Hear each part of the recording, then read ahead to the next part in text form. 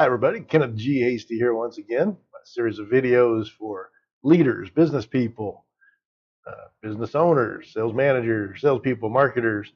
And today's video is called How Not to Network. So, what do I mean by that?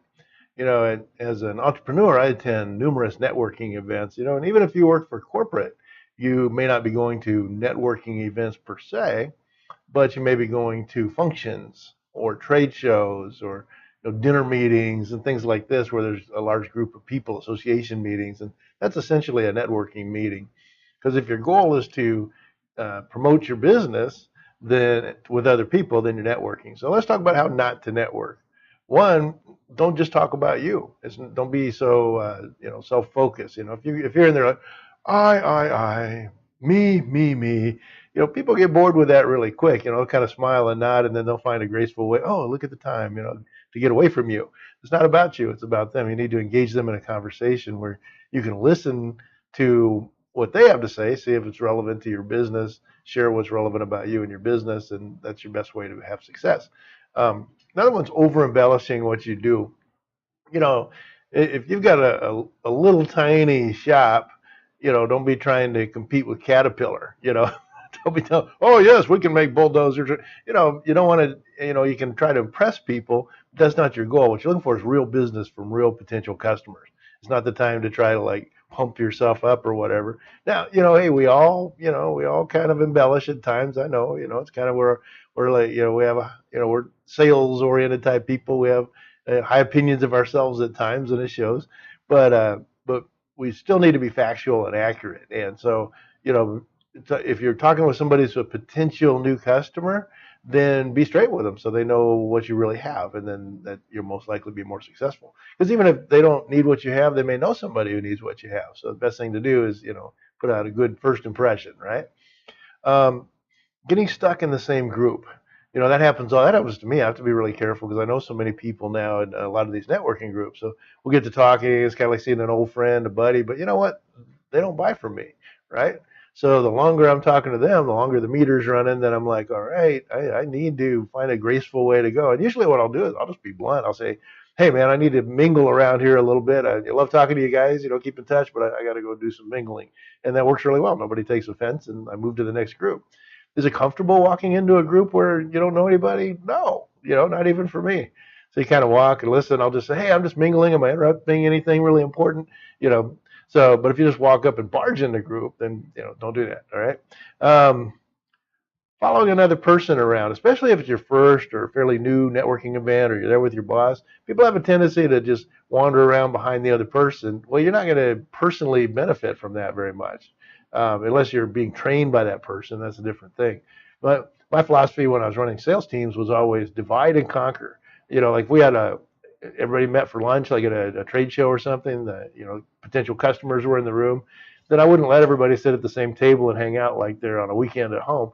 I'd say, okay, you go to that table, you go to that table, you go to that table, and then we've got representation at several tables. So same idea. If you're with somebody from your work or whatever, divide and conquer. Okay.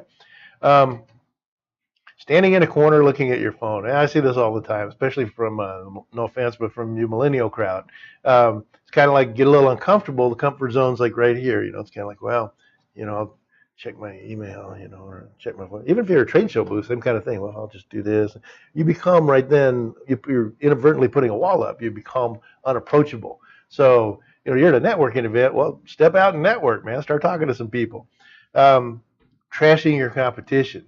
Man, it is a small world out there. You start trashing competitors or potential competitors, and you don't know who you're talking with. I mean, their family member could work for that company or something. So be really careful because what you don't want is for people to have legitimate complaints about you, like, well, so and so said this about this company. How you just don't get in that tit for tat. Always try to be positive in these kind of meetings. Okay.